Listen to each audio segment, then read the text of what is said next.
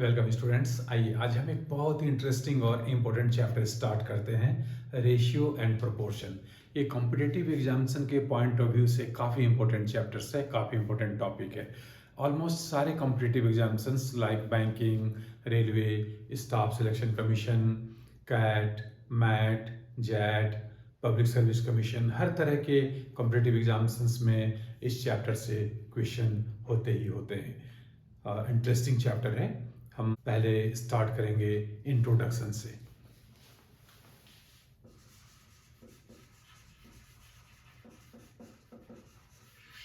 सबसे पहले हम समझ लें रेशियो के बारे में। ये रेशियो क्या होता है, रेशियो हम किसे कहते हैं।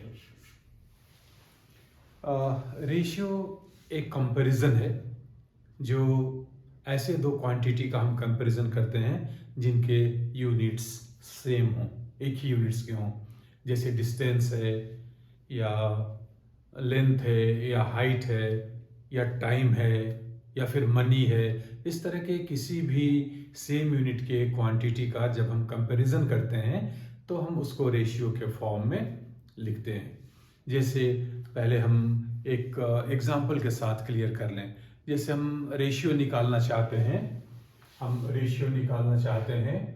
60 पैसा एंड 1 रुपी। अगर इसका हम रेशियो निकालना चाहते हैं तो ये क्या होगा, ये यूनिट अलग अलग है, ये पैसा है और ये रुपी है। इसलिए जब हम लोग इसको रेशियो निकालेंगे तो दोनों को सेम यूनिट में कन्वर्ट करेंगे, दोनों को पैसा में करेंगे, इसके बाद रेशियो निकालेंगे। ठीक है। अगर ए और बी कोई भी दो नंबर्स हैं, इनका अगर हम रेशियो निकालते हैं तो हम लिखते हैं A/B। ये जो हमारा नोटेशन है ये रेशियो का सिंबल है, रेशियो का नोटेशन है। इसलिए जब भी दो क्वांटिटी और ए और बी का रेशियो निकालेंगे तो हम लिखेंगे A/B, और इसको हम पढ़ते हैं A/B। और दिस इज नथिंग बट ये सिर्फ ए और बी का एक फ्रैक्शन होता है। करेक्ट। इसमें जो फर्स्ट टर्म होता है न्यूमरेटर में ए, इसको हम लोग एंटीसीडेंट कहते हैं, इसको हम लोग एंटीसीडेंट कहते हैं। और ये जो डिनोमिनेटर होता है इसको हम लोग कंसीक्वेंट कहते हैं, कंसीक्वेंट कहते हैं। ये न्यूमरेटर है, ये डिनोमिनेटर है। तो A/B is nothing but A/B, ए और बी का फ्रैक्शन है।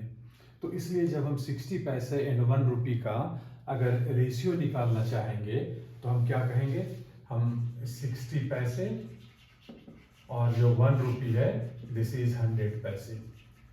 अगर सेम यूनिट नहीं है दोनों क्वांटिटी का, दोनों नंबर्स का, तो हम पहले इसको सेम यूनिट में कन्वर्ट करते हैं और इसके बाद जब हम इसका फ्रैक्शन निकालते हैं तो फ्रैक्शन निकालने के बाद इसका कोई यूनिट नहीं बचता है।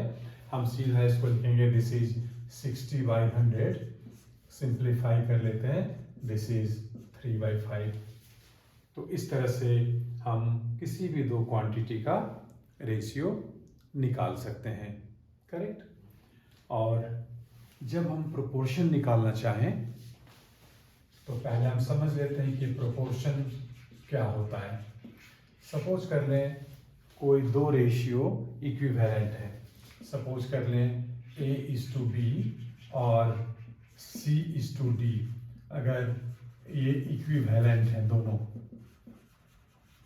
ये दोनों इक्विवेलेंट है तो हम इसे ऐसे लिखते हैं A/B, ये डबल कॉलन यहां देते हैं C/D। और ये भी अगर हम मैथमेटिकली देखें तो ये इसी फ्रैक्शन के साथ इक्वल होता है A/B, this is equal to C/D। तो यहाँ जो प्रोपोर्शन की बात हम कर रहे हैं, ये जो हमारा डबल कॉलन है ये हमारा प्रोपोर्शन का नोटेशन है। ये किस चीज का नोटेशन है, प्रोपोर्शन का नोटेशन है। और फाइनली ये इज इक्वल टू के साथ ही इक्विवेलेंट होता है, तो ये this is A/B is equal to C/D। Correct. अब हम यहाँ कुछ और चीज़ों को क्लियर करना चाहेंगे। यहाँ जो प्रोपोर्शन है A/B = C/D, यहाँ A और D, ये फर्स्ट और ये लास्ट नंबर्स, ये दोनों क्या कहलाते हैं? एक्सट्रीम्स कहलाते हैं। Here A and D are called, क्या कहेंगे इसको? एक्सट्रीम्स कहेंगे। और बी और सी को, जो मिडिल में होते हैं, इसको हम लोग मीन्स कहते हैं। And B and C are called means. यहाँ एक काफी इंटरेस्टिंग चीज ये भी होती है कि किसी भी रेशियो में अगर हम न्यूमरेटर और डिनोमिनेटर को सेम नंबर से मल्टीप्लाई करें या डिवाइड करें तो हमें रेशियो में कोई फर्क दिखाई नहीं पड़ता, कोई चेंज नहीं होता। जैसे एग्जांपल के तौर पर आप देख लें, अगर ये 3/5 है और इसको हम मल्टीप्लाई कर देते हैं, सपोज कर लें 2 से, 3 इंटू 2 एंड 5 इंटू 2, तो ये दोनों वैल्यू सेम होते हैं। हम किसी भी नंबर से न्यूमरेटर को सेम नंबर से मल्टीप्लाई करें, कोई चेंज नहीं होता है। हम चाहे तो इसको 3 इंटू 10 कर लें और डिवाइडेड बाई 5 इंटू 10 कर लें, तो रेशियो में कोई चेंज नहीं होता।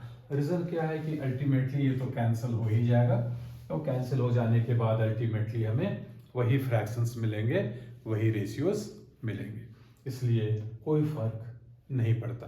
इसी तरह से प्रोपोर्शन में भी अगर हमारा A/B = C/D है, तो ये दोनों रेशियो में, लेफ्ट साइड और राइट साइड रेशियो में, हम किसी भी नंबर से मल्टीप्लाई कर सकते हैं। सपोज कर लें K से मल्टीप्लाई कर लेते हैं, कोई फर्क नहीं पड़ेगा, या किसी नंबर से डिवाइड कर लेते हैं तो कोई फर्क नहीं पड़ेगा, क्योंकि यहाँ इक्वलिटी का साइन है। हम दोनों साइड में सेम नंबर अगर ऐड करना चाहें, जैसे A/B+1 करना चाहें और C/D+1 करना चाहें, तो इससे हमें कोई चेंज नहीं मिलते, कोई फर्क नहीं पड़ता। अब हम डिस्कस करेंगे इस तरह के प्रोपोर्शन में हम फोर्थ प्रोपोर्शन किसको कहेंगे? फोर्थ प्रोपोर्शन, अगर ये हमारा प्रोपोर्शन है A/B प्रोपोर्शन टू C/D, तो ये जो हमारा नंबर है D, इसको हम लोग क्या कहेंगे? फोर्थ प्रोपोर्शन कहेंगे। This is called fourth proportion. हम लोग यहां से काउंट कर सकते हैं 1 2 3 4, इसलिए ये फोर्थ प्रोपोर्शन इसका नाम दिया जाता है। फिर थर्ड प्रोपोर्शन क्या है? थर्ड प्रोपोर्शन, अगर दो रेशियो हैं A/B प्रोपोर्शन टू B/C, यहाँ तीन ही डिफरेंट नंबर्स हैं, A, B और C। B के मीन्स में दोनों में B मिडिल में रिपीट हुए हैं, इसलिए अगर हम इसको फर्स्ट काउंट करते हैं, B को सेकेंड काउंट करते हैं और C को थर्ड काउंट करते हैं, तो C को हम क्या बोलेंगे?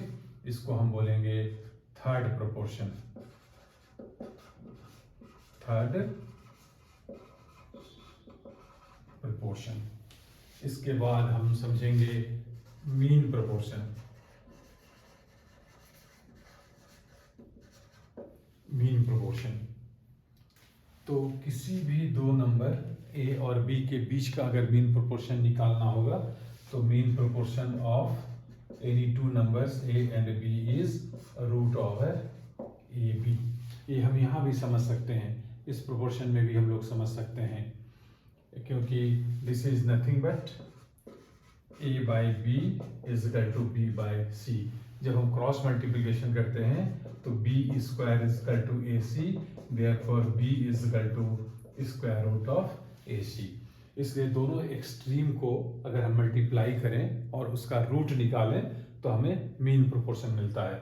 इसलिए A और B अगर ये दोनों एक्सट्रीम्स हैं और इनका अगर हम मीन प्रोपोर्शन निकालना चाहेंगे तो क्या होगा? √AB। काफ़ी इंटरेस्टिंग है, काफ़ी सिंपल है।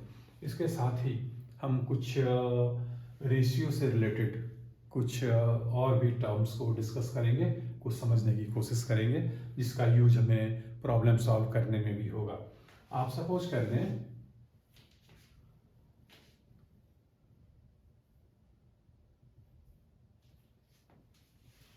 अब हम यहाँ डिस्कस करेंगे compound ratio. Compound ratio suppose कर लें A:B, C:D और E:F। अगर ये प्रोपोर्शन में है, यहाँ अगर हम लोग प्रोपोर्शन का साइन दे दें ऐसे, अगर ये प्रोपोर्शन में है, इसको हम लोग ऐसे भी लिख सकते हैं कि A/B = C/D = E/F। अगर हम ये तीनों न्यूमरेटर को मल्टीप्लाई कर लें और तीनों डिनोमिनेटर को मल्टीप्लाई कर लें और इसका रेशियो निकाल लें, कहने का मतलब ACE रेशियो BDF, अगर हम ये करते हैं तो इसे हम क्या कहेंगे? Compound ratio. क्योंकि ये तीन रेशियो का कंपाउंड हो गया है, तीनों के न्यूमरेटर्स मल्टीप्लाई हो गए हैं और डिनोमिनेटर्स मल्टीप्लाई हो गए हैं, इसका रेशियो क्या कहलाएगा? Compound ratio. एक और टर्म हमें समझना है, डुप्लीकेट रेशियो। डुप्लीकेट रेशियो, जैसे डुप्लीकेट रेशियो ऑफ कोई दो नंबर ले लें A एंड B, A और B कोई दो नंबर हैं और इनका अगर हम डुप्लीकेट रेशियो जानना चाहेंगे तो क्या होगा? This is A² B²। इसको हम लोग कहेंगे डुप्लीकेट रेशियो। और सब डुप्लीकेट रेशियो एंड सब duplicate ratio of A and B क्या होगा? √A एंड √B, सब डुप्लीकेट रेशियो। आप यहाँ रेशियो का भी साइन डाल सकते हैं, ये सब डुप्लीकेट रेशियो हुआ, ये डुप्लीकेट रेशियो हुआ। इसी तरह से अगर ट्रिप्लीकेट रेशियो हमें निकालना होगा तो A³ B³ होगा और सब ट्रिप्लीकेट रेशियो क्या होगा? A⁴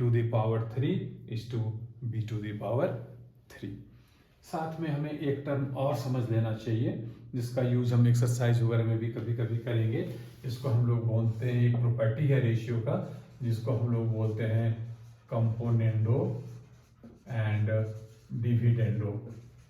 कंपोनेंडो एंड डिविडेंडो, जैसे ये दो रेशियो AB और CD का रेशियो अगर इक्वल है, कहने का मतलब अगर ये प्रोपोर्शनल यहाँ एग्जिस्ट कर रहा है, A/B is proportion to C/D, क्योंकि हमें मालूम है this is nothing but A:B proportion to C:D।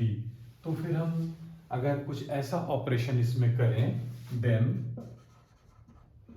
A+B is to A-B is equal to C+D upon C-D। इस पार्ट को हम लोग क्या बोलेंगे? Componendo and dividendo. तो ऐसे कुछ सिंपल प्रॉपर्टीज हैं, कुछ सिंपल रूल्स हैं जिसके हेल्प से हम लोग काफ़ी प्रॉब्लम्स को इजीली सॉल्व कर सकते हैं। अब आने वाले वीडियो में हम काफ़ी important questions, interesting questions discuss करेंगे जो कॉम्पिटिटिव एग्जाम्स के पॉइंट ऑफ व्यू से काफ़ी इंपॉर्टेंट होगा। स्टूडेंट्स, आप हमारे चैनल को सब्सक्राइब करें और अपने दोस्तों में भी इसको शेयर करें। और अगर आपको ये वीडियो अच्छा लग रहा हो, आप इससे बेनिफिट ले रहे हो, तो फिर एक लाइक आप जरूर दें। Thank you very much. Wish you all the best.